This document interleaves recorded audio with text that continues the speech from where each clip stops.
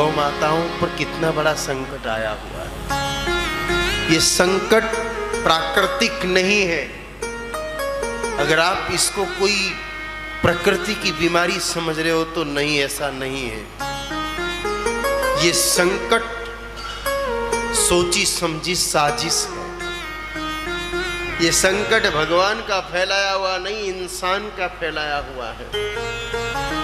आप 3 बिंदुओं पर विचार करिए।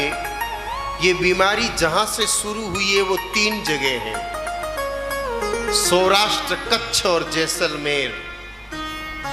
हिंदुस्तान में 3 जगह से ये बीमारी घुसी है, कच्छ, सौराष्ट्र और जैसलमेर। तीनों पाकिस्तान बॉर्डर पर है।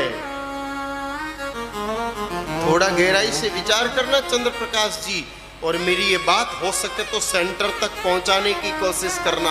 आवश्यकता इन्वेस्टिगेशन की है।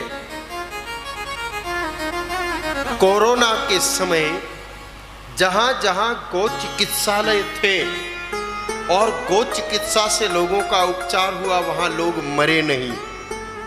गुजरात में टेटोड़ा में गौशाला में एक हॉस्पिटल खोला गया 350 बेड का। आप सबको पता है कि हॉस्पिटल में जो गए उनमें से आधे नहीं आए, ये जानते हैं ना आप। लेकिन टेटोड़ा गौशाला में जो टेम्परेरी हॉस्पिटल बनाया, वहां इलाज में कुछ नहीं, गोमूत्र, गाय माता के गोबर के कंडे की भस्म और गाय माता के गोबर के छाने पर घी और गूगल का धूप दिया जाता था पेशेंट के पास। इतना ही किया। 350 बेड हमेशा भरे रहे। सब पेशेंट ठीक होके गए, एक भी नहीं मरा। ये सूचनाएं उन लोगों तक भी पहुंची जिन्होंने कोरोना फैलाया था। उनको लगा कि गाय ऐसी शक्ति है जो जैविक हथियार को रोकती है, और आने वाले समय में जैविक हथियारों से हमले होंगे और होंगे। कोरोना एक सैंपल था, तैयारियां और भी चल रही है। उनको जब लगा कि गौ की सेवा से, गौमूत्र से, गोबर के धुएं से और गोबर की राख से लोग स्वस्थ होते हैं, तो आने वाले समय में लोग इसका उपयोग करेंगे तो हमारी साजिश ठीक नहीं होगी। इसलिए उन्होंने गाय माता के खिलाफ वायरस बनाया।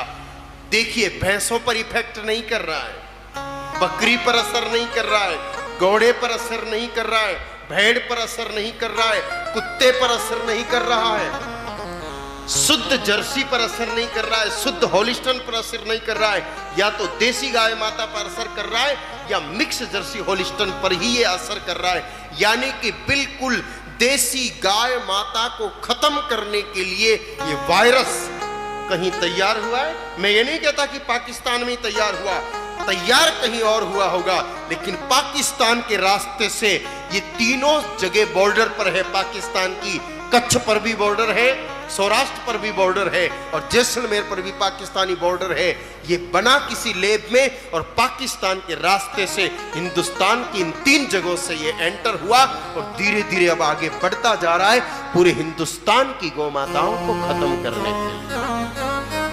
ये बहुत बड़ी साजिश है। इस साजिश को समझ करके, इसका अनुसंधान करके और कड़े कदम तो उठाने ही पड़ेंगे। आप स्वयं मंथन करना, ये सिर्फ इन 3 जगह से ही क्यों फैला? क्यों नहीं ये चित्तौड़ से फैल गया? क्यों नहीं ये भोपाल से फैल गया? क्यों ये मुंबई या दिल्ली से क्यों नहीं फैला? बॉर्डर से ही क्यों, और वो भी पाकिस्तान की बॉर्डर से ही क्यों, और तीनों क्षेत्र वही क्यों? अगर हम सोचेंगे तो ये चीज स्पष्ट है। और ये चीज जब स्पष्ट है तो सबसे पहले तो प्राथमिक आवश्यकता तो ये है कि हम तुरंत गाय माता को बचाने का प्रयास करें। जो गाय माता अभी तक स्वस्थ है उनको वैक्सीन लगवाएं। जो गाय माता बीमार है, लंपी नाम से ही एक होम्योपैथिक मेडिसिन आ रही है जो रोटी पर लगा करके 3 तरह की दवाई आती है, तीनों को मिक्स करो और जैसे रोटी पर घी चुपड़ते हो वैसे उस दवाई को लगा के गौ माता को खिलाना शुरू करो। ज्यादा महंगा नहीं है, सबको अपने अपने घरों में वो रखनी चाहिए। रोटियां तो आप सड़क पर घूमती हुई गाय माताओं को देते हो, थोड़े दिन घी नहीं वो दवाई लगा के दो। बहुत ज्यादा महंगा नहीं, 100-150 रुपए का डिब्बा आता है।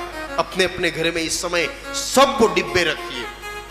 और तीनों दवाइयों को मिला करके एक डिब्बे में 3 शीशी आती है, तीनों को मिक्स करो और मिक्स करके रोटी पर चुपड़ करके जितनी गाय माताओं को खिला सको खिलाओ। ये इस समय की सबसे बड़ी सेवा है। और दूसरा काम, जिन गाय माताओं को ज्यादा तकलीफ होने लगी है उनको हल्दी, काली मिर्च और घी, 50 ग्राम हल्दी, 50 ग्राम काली मिर्च और 50 ग्राम घी, तीनों को मिला करके और फिर गुड़ आटे में लड्डू बना लो और एक एक लड्डू, 2-2 लड्डू आप घूमती हुई गाय माताओं को खिलाओ और गौशालाओं में जा करके गाय माताओं को खिलाओ। आपके घर में बंदी हो उस गाय माता को खिलाओ। इस समय इस भयंकर महामारी से गौ माताओं को बचाने के अभी तक ये 3 साधन ही सामने आए हैं।